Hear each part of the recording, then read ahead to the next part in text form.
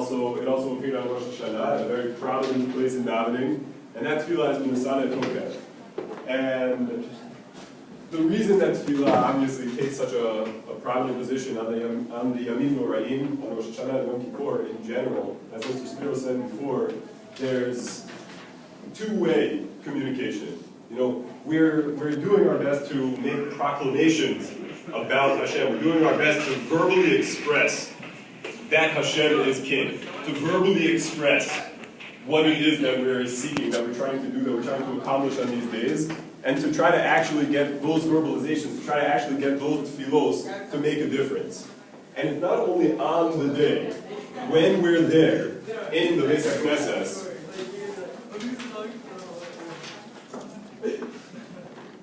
it's not only when we're there, actually saying the tefillos, that we can have that impact, but we can start now. We can start, before, with the preparations for having the greatest impact.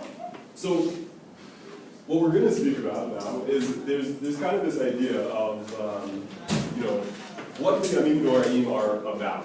What Rosh Hashanah is about, thank you very much. What Yom Kippur is about. And there are a lot of ideas. There are a lot of kind of undercurrents to the day, or to the days, that sometimes kind of really, really miss the point, right? What is Rosh Hashanah about? What's the most famous symbol of Rosh Hashanah? If you look at, greeting cards, or, apples, honey, the shofar, objects, right?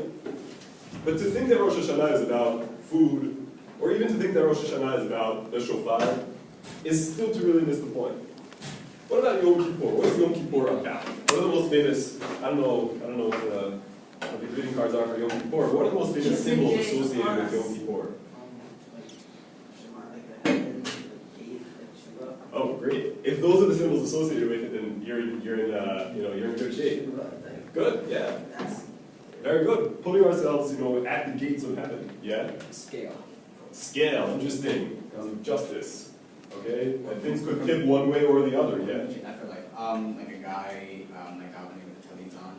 Okay, good. The image of tefillah itself, yeah? Big book. A big book, right? What's in that book? The Sefer Zechuyos, right? The book, which also, it has a lot to do with the idea of the scale. It has a lot to do with, this book either has an event in it, or it doesn't, right? It's not just a book that's recording history, but it's recording future. In this book, you can see what's going to happen in the future year. We don't get to see the book ourselves, but we do try to affect what gets written in it, right?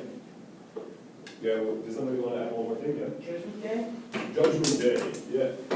It's it's a day when things really Yom change. Hadin. Huh? Yom Hadin. Yeah, exactly. Rosh Hashanah is Yom Hadin, and Yom Kippur is, a very closely related thing. If you look in the text of Minasana Tokeh, please take one and pass it around, you'll see you probably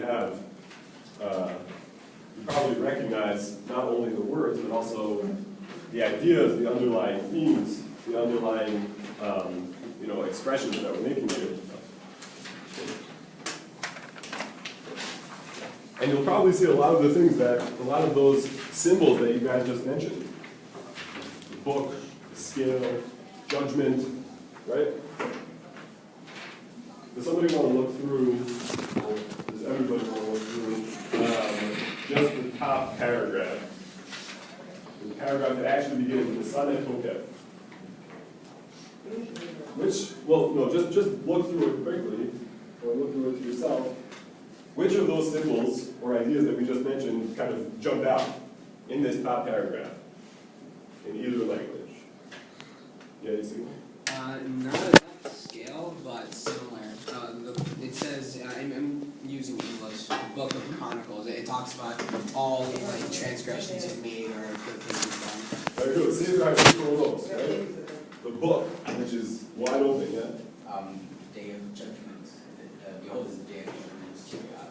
Muster every judgments. Very good. Yeah. Anybody see any new ones? Yeah? Hashem is in charge. Hashem being in charge. So it's very interesting. We have this idea Hashem is in charge, Hashem is king, Hashem is issuing judgments on us. But this is our chance, of course, to affect what those judgments turn out to be. Right? This is our chance not only to look at the events around ourselves and that affect us immediately, but even the events in the wider world, and to say, those things that are going to happen this year have in some way been decided by the end of tomorrow night. So there's a short video we're going to show. This video is actually brought to you courtesy of Rabbi Friedman. He couldn't be here to show the video, so I told him that I would share it with you guys instead. And it was made a couple of years ago, so the events in the video you'll see are not from this past year, but from 2 years ago. And it hopefully will express this same idea. Hold on. Get it up there.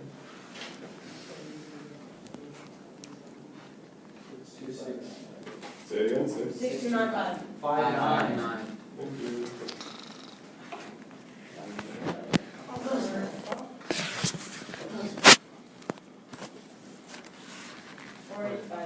Yeah, I would trust this.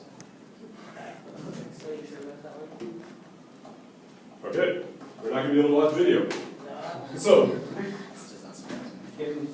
I'll try to express it. I'll try to convey the basic idea without spending too much time here, instead of trying to work out the Apple TV. Basically, the idea is that if you look through, if you kind of get an overview, the video is about a year in review.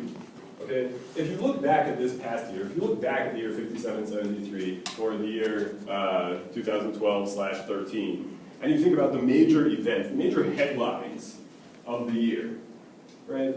You probably remember, I'm sure some of the big ones that happened. What are some of the major events, world events, local events, yeah? New Pope. New Pope, okay. What else? Yeah. Lord, Rabbi, Chief, Dr. John himself. Okay, the retirement, yeah. The retirement Like of the Chief Rabbi. for a Jewish world. The world in general, because actually the world is subject to judgment and it is subject to the Yamim Noraim, not only the Jewish people, yeah. The Boston bombing? The bombing, definitely. Ceasefire in Israel. Okay. Oh, that last. A piece of the ongoing process of negotiation, yeah. Major storm that wreaked devastation in part of this continent, yeah. An escalation of the Syrian civil war. Okay. A lot of terrible things happening in Syria. A lot of terrible things happening actually in a lot of places. It's not only the bad things that we can keep in mind, but for some reason, bad things often make more of the headlines. What the video urges you to think about is the fact that right now, we're in a position of having the headlines for the coming year as yet unwritten, right? Those headlines, those newspapers haven't been printed. The copy hasn't been written, it hasn't been edited, it hasn't been touched by human hands. But we have a chance now to think about, and in fact, to help formulate what those headlines will be. They're not all bad, they're not all good, some of these. They're not all global, they're not all global. But what are the things that we're keeping in mind that we expect and or hope to be the headlines for this coming year? For ourselves, for our communities, for our country, for the world. We're all going to take a couple seconds now. Think about that. Each for ourselves. First, you have a card in front of you. Hopefully you have the right movement. And think for yourself, you don't have to share